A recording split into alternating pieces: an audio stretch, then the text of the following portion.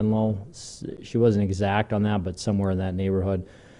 She heard somebody, another woman, say something about her name or yell out her name, and then she was attacked. She had a cut to her arm and then her hand. Um, Not really sure what was going on, what happened. She just said she heard this person, and then she felt the wounds, and then this person left after that, and then she went to the hospital, and the injuries are non-life threatening. Yeah, two, one to the arm and then one to the hand.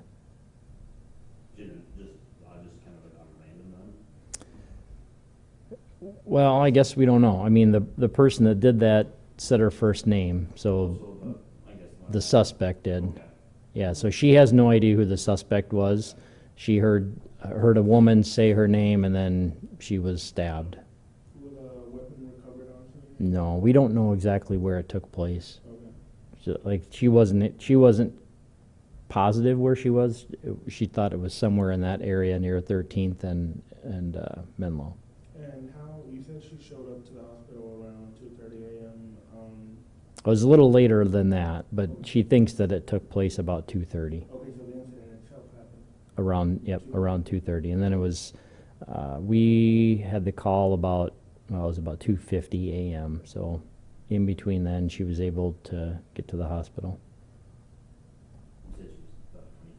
She's 25 years old. Yeah, the victim is. And the other aggravated assault, this happened in a park yesterday, about 11:15 a.m.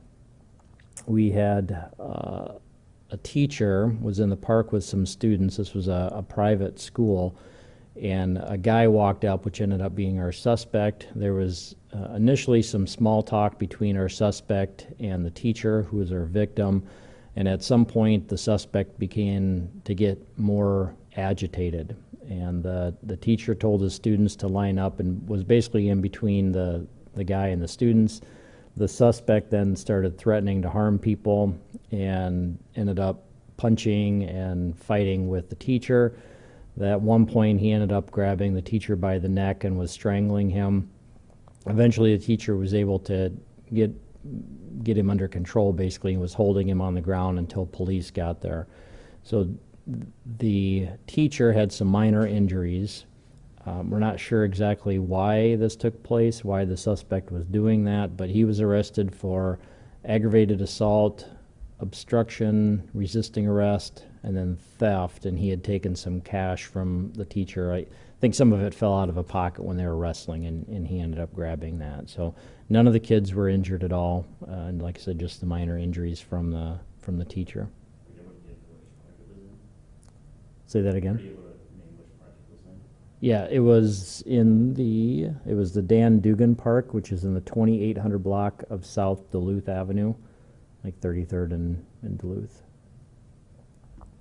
You said the teacher received minor injuries, but no injuries to any of the students? Right, none of the students were injured at all, just the teacher had minor injuries.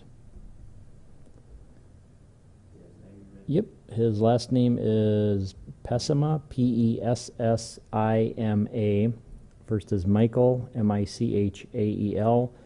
Middle, I'll just spell it Mukeh. And he is 22 from Sioux Falls. And the victim, the teacher, is 28 from Sioux Falls as well. Male teacher? Male, yes, he's a male teacher. You said it was a private school? Private school, yes. And the suspect was found at the park? Yeah, he was the victim was still holding the suspect down when the officers got there, right? And then when the officers went to arrest him, he started fighting with the officers a little bit as well. Who notified police? Somebody, I don't know who notified police. There were some other people in the park, so I'm not sure.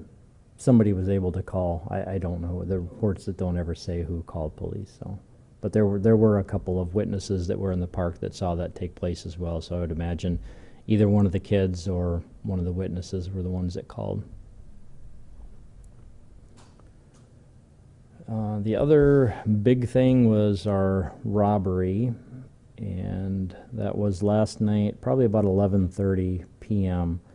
So we had a couple of people that were inside a house in the 100 block of North Summit Avenue, a man and a woman, and they're just friends. The woman's, I don't know if it's an on or off again, but she was at one point in a relationship with the man, but he showed up and ended up forcing his way into the apartment, took a cell phone, I think there was a couple of cell phones that he took, and ended up hitting her, hitting the male victim, and then leaving. And so we knew who he was. He wasn't found until this morning. We had detectives that were able to find him in the 300 block of West 2nd Street. Yeah. Or that's, sorry, let me look. Was he arrested without incident? Yeah, there was no issues. Do you Yeah. have a time for his arrest? That I don't. It was, I'd say maybe like 8:30 or 9 o'clock this morning. So just not too long ago. And he was arrested for wrong one. Sorry. Robbery, burglary, petty theft, simple assault, and intentional damage to property.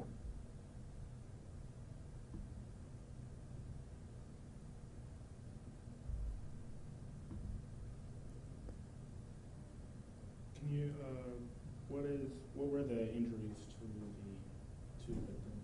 Just minor injuries, yeah. No hospitalization was required. Do you want his name? Last name is DeBelts, Debelts. First is Steven, Steven. Middle is Ray, Ray. And he is 45 from Sioux Falls.